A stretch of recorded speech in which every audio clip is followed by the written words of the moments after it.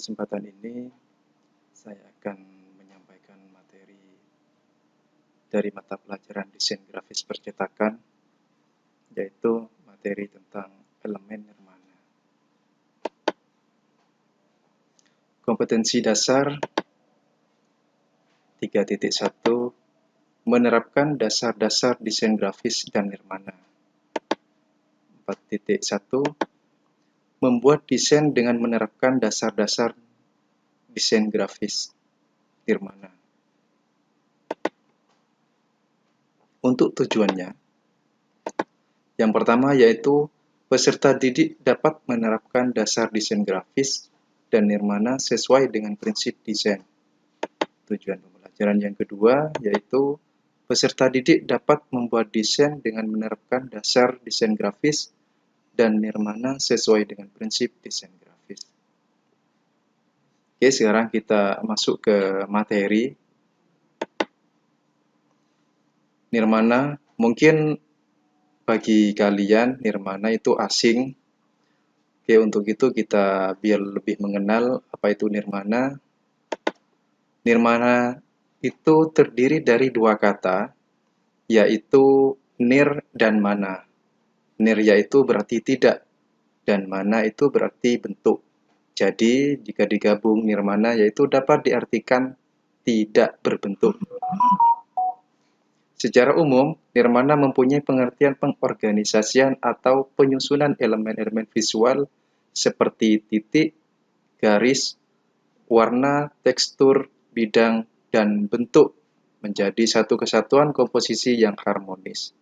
Jadi, nirmana di sini terbentuk jika terdapat beberapa elemen visual seperti titik, garis, warna, tekstur, bidang, dan bentuk.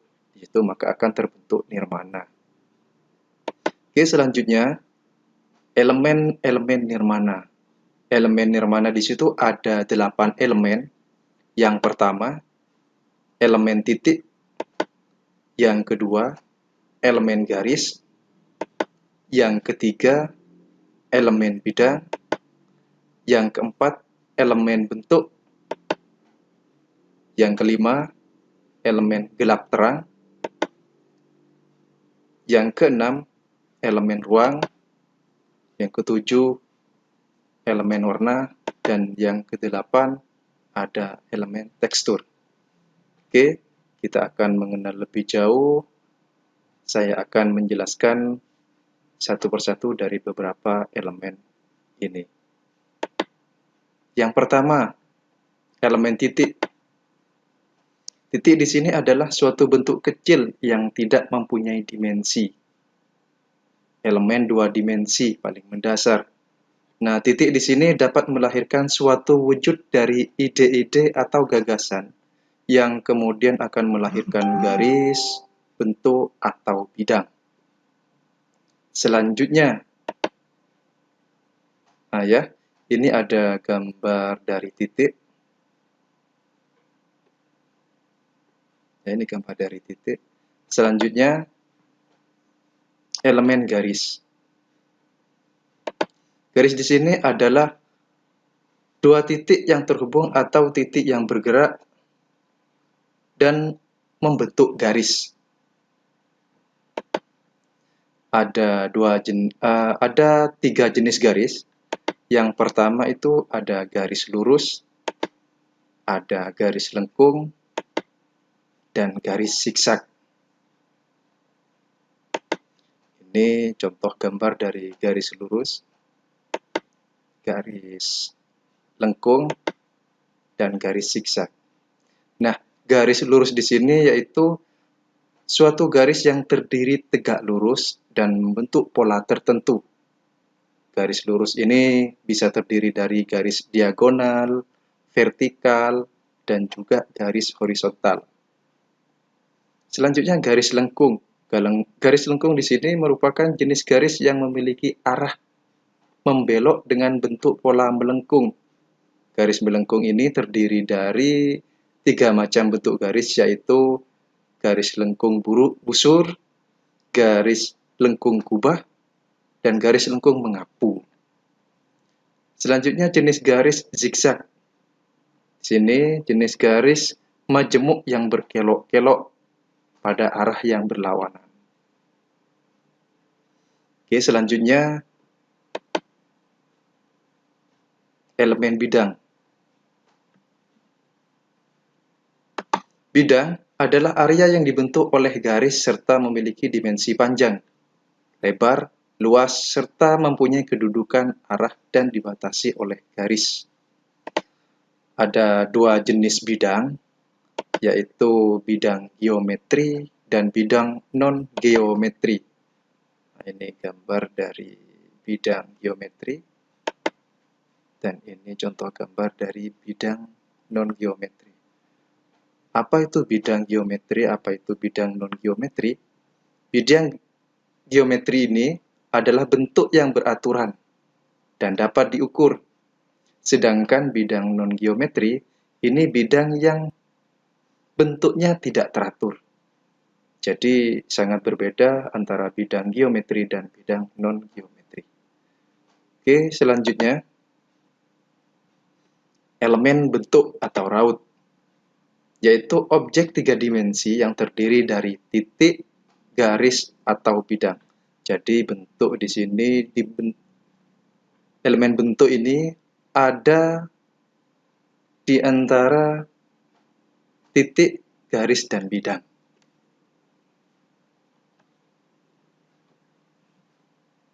Sebuah titik berapapun kecilnya, itu pasti mempunyai raut, ukuran, warna, dan tekstur. Nah, ini contoh dari bentuk atau raut. Ada bentuk lingkaran, kubus, balok, segitiga, dan yang lainnya. Selanjutnya, elemen gelap terang. Gelap terang di sini adalah sudut pandang melihat objek berdasarkan cahaya yang mengenai benda tersebut. Nah, gelap terang di sini dapat berfungsi untuk menggambarkan benda menjadi berkesan tiga dimensi, kedalaman, dan memberi perbedaan atau kontras, atau menyatakan kesan ruang pada objek tersebut. Nah, ini contoh dari gambar elemen gelap terang. Selanjutnya elemen ruang. Ruang dalam nirmana adalah area sekeliling yang menciptakan ilusi jauh, dekat, tinggi, dan rendah. Itu adalah elemen ruang. Selanjutnya warna. Warna adalah kesan yang ditimbulkan oleh cahaya terhadap mata. Oleh karena itu, warna tidak akan berbentuk jika tidak ada cahaya. Jadi, jika kita berada di dalam ruang yang gelap, kita tidak bisa akan melihat warna. Warna digolongkan menjadi dua. Yang pertama yaitu warna aditif, dan yang kedua warna subtraktif. Apa itu warna aditif? Nah, ini gambarnya. Ya. Warna aditif di sini adalah warna primer cahaya yang terdiri dari merah, hijau, dan biru. Jadi kalau di bahasa Inggris kan red, green, blue. Atau dikenal dengan istilah RGB. Jika dicampur tiga warna ini akan menjadi hitam atau white. Ya, sedangkan warna yang kedua yaitu warna subtraktif. Warna subtraktif di sini berasal dari pigmen transparan yang terdiri dari cyan, magenta, yellow, dan black. Sehingga disebut dengan sistem CMYK. Warna ini warna CMYK di sini sering digunakan pada dunia desain grafis percetakan. Yang terakhir yaitu elemen tekstur. adalah elemen yang memberikan sifat dan ciri khas pada objek. Dapat dilihat, dapat diraba, misalnya halus, kasar, bermotif, polos, lentur, dan keras. Tekstur nyata bila diraba maupun dilihat secara fisik terasa kasar halusnya. Ya, tekstur di sini dibedakan menjadi dua, ada tekstur nyata dan tekstur semu. Tekstur nyata di situ bila diraba maupun dilihat secara fisik terasa kasar halusnya, sedangkan tekstur semu di sini tidak memiliki kesan yang sama antara penglihatan dan pengerabaan. Hanya bisa terbentuk karena kesan perspektif dan gelap terang saja. Ini mungkin yang bisa saya sampaikan dari nirmana, elemen nirmana. Elemen nirmana ini ada 8, yaitu yang pertama titik, garis, bidang, bentuk, gelap terang, ruang, warna, dan tekstur. Itu adalah beberapa elemen dari nirmana. Oke, sekian yang bisa saya sampaikan. Terima kasih. Selamat belajar. Saya akhiri. Wassalamualaikum warahmatullahi wabarakatuh.